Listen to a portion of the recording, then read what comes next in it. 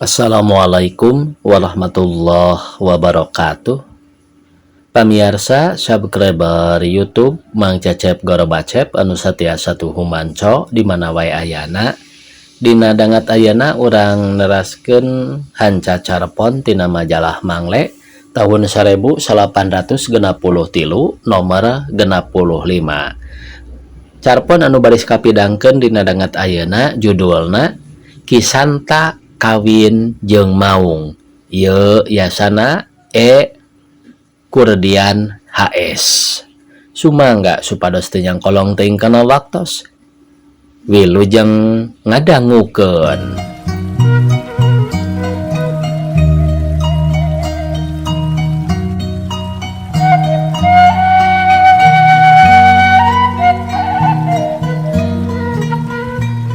Zaman baheula deket hiji leuweung geledegan aya hiji imah nenggang.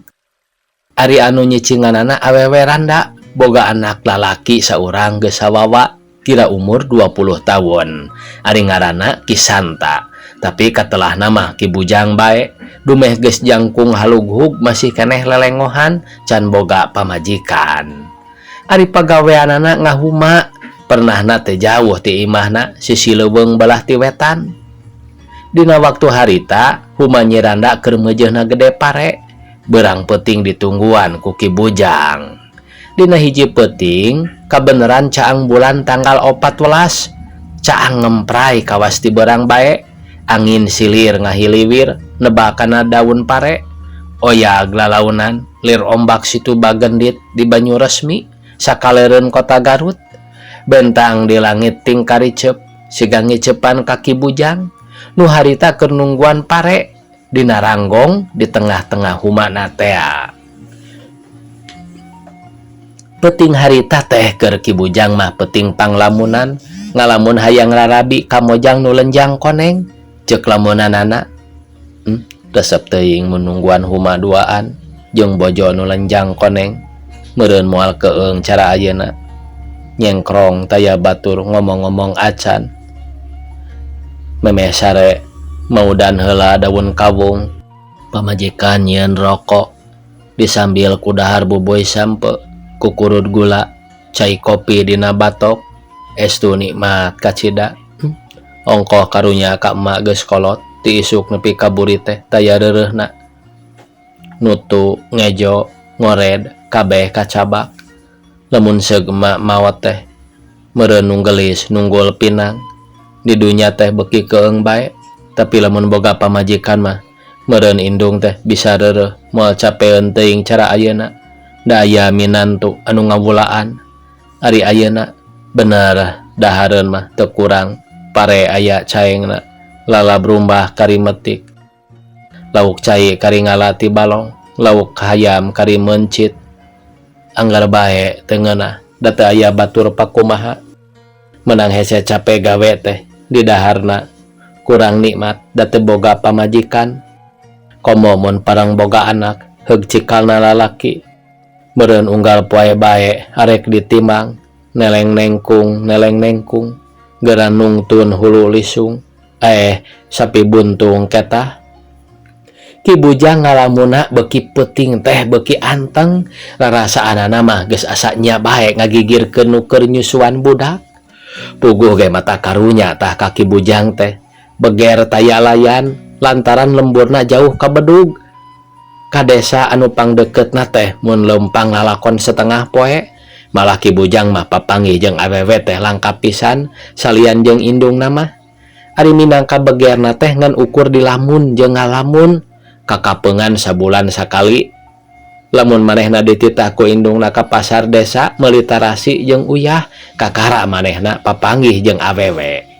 Bulan geus lingsir ngulon Ki Bujang ngalamun keneh bakat ku antang-antang na ngalamun reut bae sare teu karasa deui.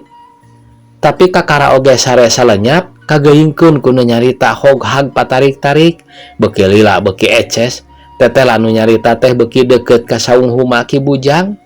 Ceuk pikir Ki Bujang danaha mangkelukna peting-petingnya baka dieu. Tak geuning barudak ayo saung rangon ayo urang leureuh heula ceuk sora teh.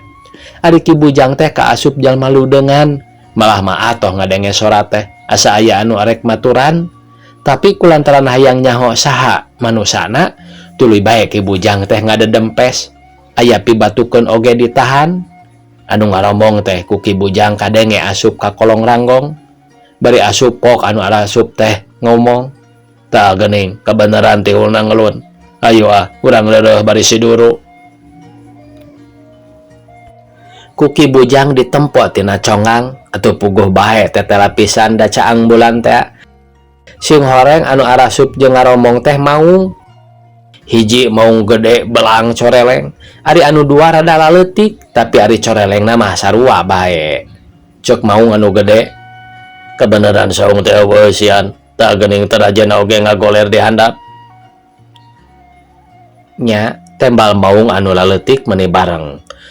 "Jong-jon urang leureuh teh," ceuk maung gede, bari tuluy nyarita deui, "Ayo urang laan baju, geuning hareudang ayeuna mah." Ki Bujang anu sohor ludengan teh harita mah ngompod atuh beuki ngadedempes bae, malah ayeuna mah ambekanana oge rada ditahan. Sapari polahna maung teh katembong tina congang. Maung teh ngaralaan baju borelengna, anu duaan bajuna disampaikeun kana sisi ku saung, ari nu saurang deui disampaikeun teh kana palupuh rangon. Tunjangeun Ki Bujang pisan. Sanggeus bajuna diralaan, maung teh jadi salin jinis, mindah rupa. Anu panggedena jadi jalma kolot kira umur 50 tahun. Ari anu leutik deket maung gede jadi budak ngora segut pisan kira umur 20 tahun. Ari anu saurang deui jadi mojang lenjang meta kabong Roy Ki Bujang nu tadi ngalamun hayang boga pamajikan lenjang koneng.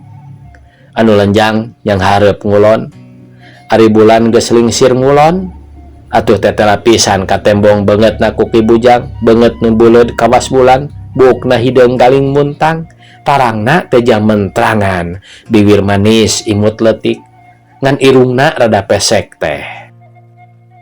Cengkir gading sapasang dibeungkeut ku karembong cinde koneng, teu dikabaya, ari sinjangna rereng batik ciamisan. Cacakan lamun Ki Bujang teu sieun mah turun ka handap ngabagiakeun semah bari milu masamoan. Ki Bujang lah-lahan baju anu coreleng tunjangeunna teh dikoher ku suku. Lalaunan tuluy dibetot ku leungeun, tuluy dipake anggal. Sanggeus semah Ki Bujang anu teu dionang teh diuk merenah, pok lalaki nu ngora teh ngomong, "Tah Pak, bari reureuh cik ngadongeng deui nuluykeun dongeng nu tadi teh nu dicaritakeun bari leumpang." "Gatuh Jang, urang tuluykeun deui," tembalna. "Nya Pak, Nyai oge gantung denge resep tadi kana carita Bapak teh," ceuk mojang lenjang nu hiji deui. Ari eta maung anu salin jinis teh nu pangkolotna bapana, ari nu duaan deui anakna, nu lalaki lanceukna, nu awewe. Basa indung maneh maot ti bedil ku Ki Paninggaran, maraneh teh laleutik keneh, malah nyusu keneh. Atuh Bapa teh kacida ripuhna, unggal poe gawe Bapa teh ngalah mencek atawa embe.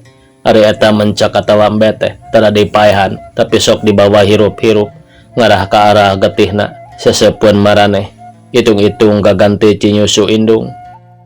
Lamun kitu mah Pak, anu panglipikasieuna pakarang manusa teh bedil. His lain Ujang, ari ku bedil mah bangsa maung teh henteu sieunun. Sapa pinter sapa bodoh bae, ngan syaratna urang ulah eleh panon. Naon atuh Bapak pakarang manusia anu panglipikasieuna ku bangsa maung? Eueuh deui Ujang, ari pakarang manusia anu panglipikasieun ku bangsa maung mah iwal ti kujang. Geuning eta bangsa maung ti tatar wetan, elehna jeung talukna teh ku kujang.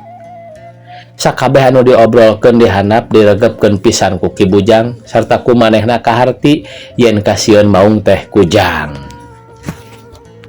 Kabeneran Ki Bujang oge bogaeun kujang, malah harita oge aya di gigireunana. Kujang disasaran ku leungeun kenca, sanggeus kacekel leungeun katuhu susur sasar, manggih tambang lulub. Lalaunan kujang teh ditalian bari nangkarak, sanggeus pageuh plos diponcorkeun kana conggang, tambangna diulur lalawunan. Nah anak gorowok teh bapa mau ngagorowok eta geuning kujang bari karawak ngewat bajuna anu aya dina sisiku saung berebat lumpat dituturkeun ku anakna anu lalaki. Ari anakna anu awewe barang rek ngarawel bajuna teu aya, goak bae ceurik bapa-bapaan. Bapana teu nolih, rek ngudag teu bisa lumpat, dageus ngajiri manusa, tungtungna bluk bae nyuuh, bari ceurik balilihan, sasambat ka bapa jeung ka dulurna.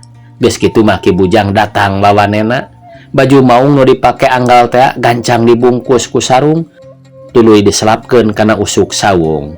Jut manehna turun nyamperkeun kanu keur ceurik.